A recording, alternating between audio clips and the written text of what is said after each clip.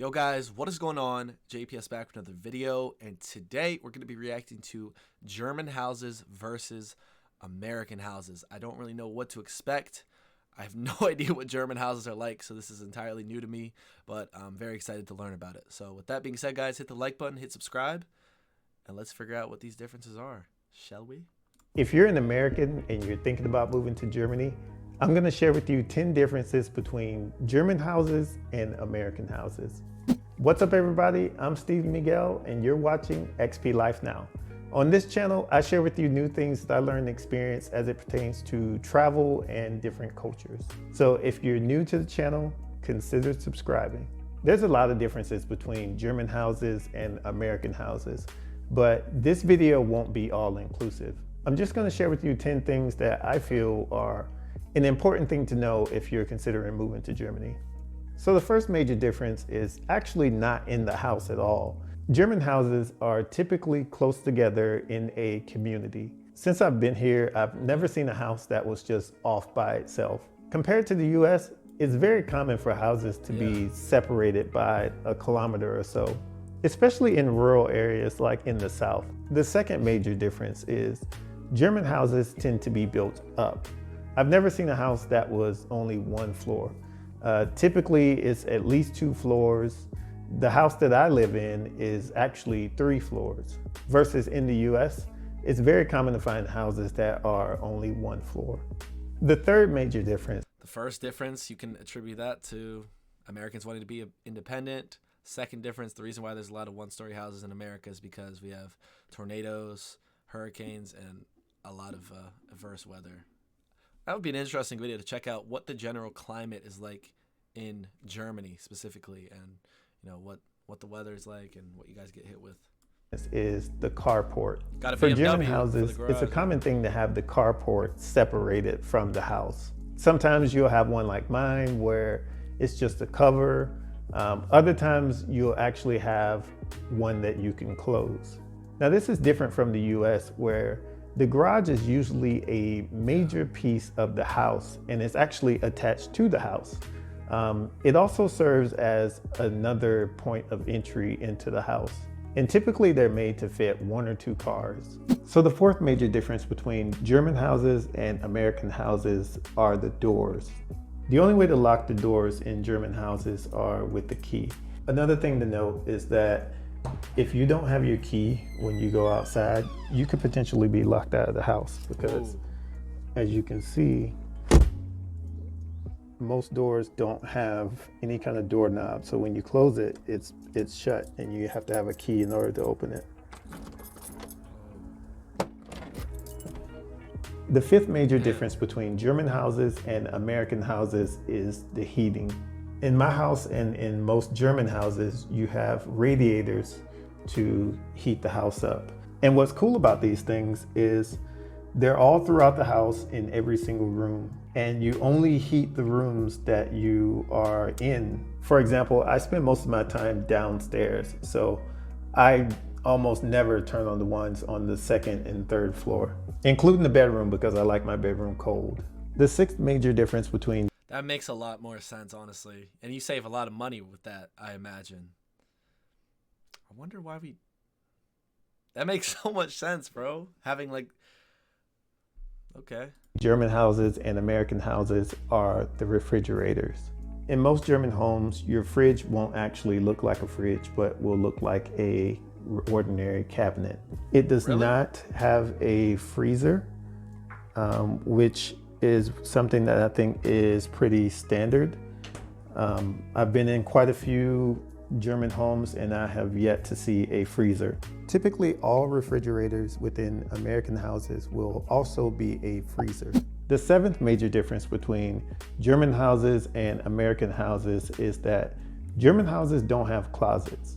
So most of the time you have to buy something like a wardrobe in order to store your clothes. In American houses, every single bedroom will have a closet for you to put your clothes in. So the eighth major difference between German houses and... Okay, I see this guy's living in a very modern house, so I'm taking what he says with a bit of a grain of salt. Like the refrigerator completely blending in with the rest of the interior in the kitchen. Is that really something that's universal to a lot of German houses, because a lot of these are blanket statements. Like, not every room in the U.S. has a built-in closet. That's just not true. But so far, this has been generally correct on my side. So I want to know in the comments, is this accurate information, or is this simply, this guy's, perspective? Let me know, guys.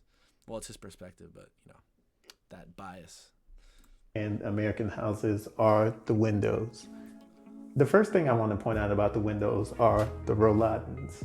Rolladins are these metal or plastic shutters that you can let either up or down, depending on what you want to do.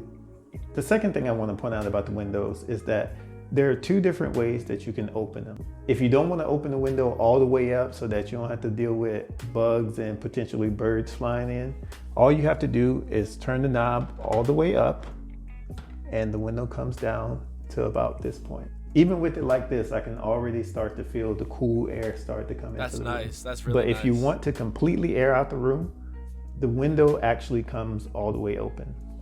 And all you have to do is turn the knob to the side, and now the window opens all the way. To lock it, just turn it down. Now, there's no standard window for American homes. But one of the things that really comes in handy that you find in the US but won't find in Germany are screens. Yeah, typically in America, windows will come those with screens in order to keep the bugs out if you want to open it up. The ninth major difference between German houses and American houses are the ceilings. Looking at German houses from the outside, they tend to have very steep chimneys. Roof? They tend to have very steep chimneys. Yeah, that's what I thought. And you actually see that when you go into the house. So you definitely want to take this into consideration when you think about the different types of furniture that you want to buy or move over here. The last major difference between German houses and American houses are the bathrooms, specifically the toilet and the tubs. A couple things I want to point out about the toilet. If you'll notice, it does not have a back tank to it that is visible or accessible. Also, it doesn't go into the floor. And typically what you'll find in American houses is the toilet will be mounted onto the floor, and it'll have a water tank in the back. Another thing I want to point out about the toilet is that German toilets don't have a lot of water in the bowl. The hole is typically far in way in the back, and you have all this flat space in the toilet. So you have to do a really good job aiming, or you're gonna have to use the brush to clean it. Also with German toilets, they do a really good job flushing compared to American toilets. The toilets in America, well, that's that German engineering. Come on. I will say the aesthetic of the toilet kind of floating and not being connected to the ground certainly looks better, along with the tank not being visible. But I wonder how great that is when there's problems with the toilet, because that tank being visible, oftentimes you can kind of go in there and fix some things yourself rather than having a contractor come out or plumber fix it for you. But, maybe it just won't break in the first place because it's German. I don't know. When you flush them, unless you're in a public restroom, when you flush them, they tend to do this swirl. The water comes in and it does this swirling motion to drain out. But with German He's really going in depth with these toilets.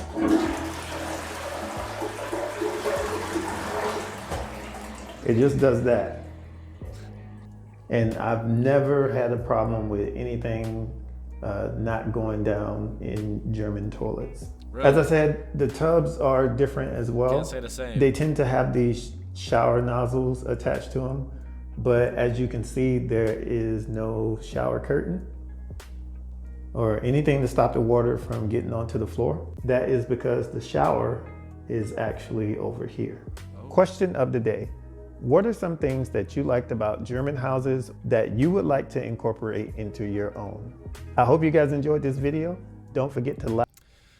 All right, guys, that was interesting. I still am very curious as to what some of these differences pertain to like universally throughout Germany or more generally rather than this guy's experience. I'm not saying that what he's saying is wrong. I just wanted to kind of be a bit skeptical because, you know, it's just one source and I know nothing about any of this. So that's why I'm asking for you guys to kind of clarify some of those things in the comments regarding the toilets, the windows, the door. The door, I definitely could see that. That's it's interesting. I mean, I'm sure people get locked out of their houses a lot with that, but I guess you have a spare key somewhere. I don't know. But yeah, let me know what you guys thought of the video. There's certainly a lot more to cover when it comes to houses and living communities with Germany. And I did mention I wanted to cover the general climate and weather patterns that occur throughout Germany, as that was a point of interest when he was discussing the levels of houses and how we don't have those as often, or in certain regions that those don't exist. But yeah, let me know what you guys thought of the video, and comment down below if there's any other videos you would specifically like for me to check out on Germany or any other place around the world, because that's what we do on this channel, baby. We go all around the world and we learn and hopefully visit all these places at some point. That's definitely the goal. So yeah, guys, hit the like button, hit subscribe, and I'll catch you guys in the next one.